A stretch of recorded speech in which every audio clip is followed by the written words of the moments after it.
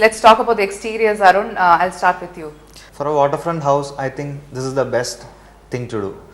Give minimum landscape, or whatever you give as landscape, let it be trees that have trunks that go, rises up and let the foliage go up. So that leaves the whole waterfront edge to our view. Yeah. So that they have done it really well. The next thing is the amount of pitch roof that is there in the building. It's a different kind of house. They've probably tried to bring in a little classic European style roofing. Very heavily done pitch roof, and there's a good veranda in the front, which is kind of good. But I think the veranda is in the same level of the lawn. I hope the water doesn't get in case of a flooding. Anna, your views? Okay, this house has a very steep slope roof line, and they have a beautiful view, which they have not tried to cut it. They've tried to bring in a boundary wall without compromising on the view.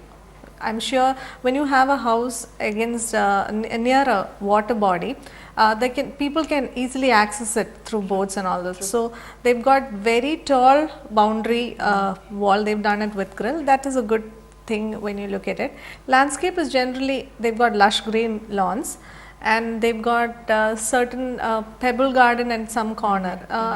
This will be a good space for entertaining or playing some games or something. It looks more like a weekend home. The entry, I think, is from the water side.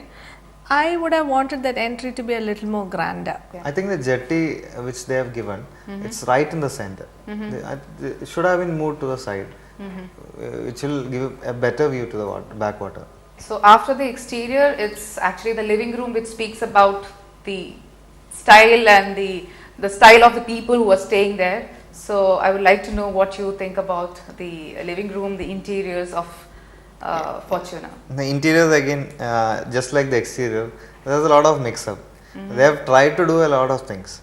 The living room has got a very heavy looking sofa, very heavily done with looks like leather.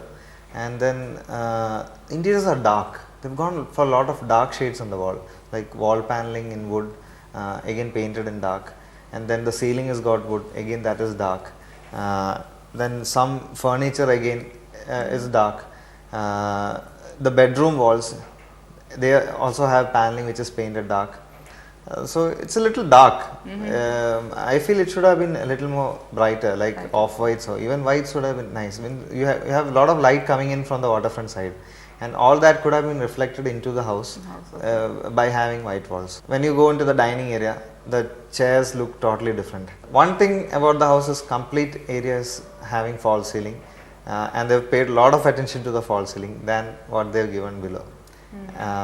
The bedrooms all have an opening towards the waterfront, and the view is amazing. When you pull down the curtains, the view is really amazing. What do you think, Anna?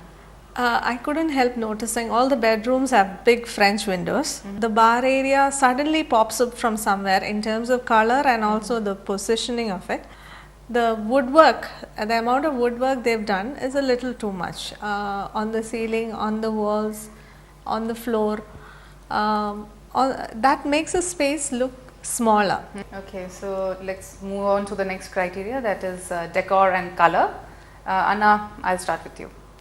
It's mostly grey, black, brown, and a big bright red bar unit in between.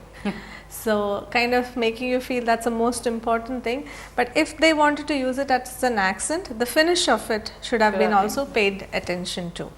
Furniture doesn't really match with the style of the house, or nor would I say it fits perfectly. The size of the furniture doesn't really fit with the like you have a small bedroom and you have a very big bed. Individually those are good, the bed design is good, but it looks a little big for the whole space. So then the bedspreads and all, they've kept it to a lighter color. And curtains, they've paid attention, they've got good curtains there also. Decor, scope for more things. More improvement. Yeah. Arun, what do you think? I think the interiors are really dark. So whatever color is there will not be appreciated if there is nothing reflecting light onto it. So that is one important thing to note. Second is like what she was telling, the colors are very basic except for the bar unit, and the bar unit and the dining table comes inside. The light is very minimal there. It depends on how the house is going to be used. The house owner, they have to decide which area needs more light or which area needs more privacy. They have given all view and everything to the bedrooms. Yeah, so that actually emphasizes the house's use as a weekend home. So they want to come and relax, and when they wake up in the morning, they want to see the water and have a nice feel about it. The fabrics, they've gone for white beds. So when you look at all these points, they don't have, they have not followed a special or a specific decor pattern or anything. They've gone, the only thing common in the house is the false ceiling, that they've gone everywhere. It's got a similar character of having wood, some cove lighting, and that is continuous all around the house.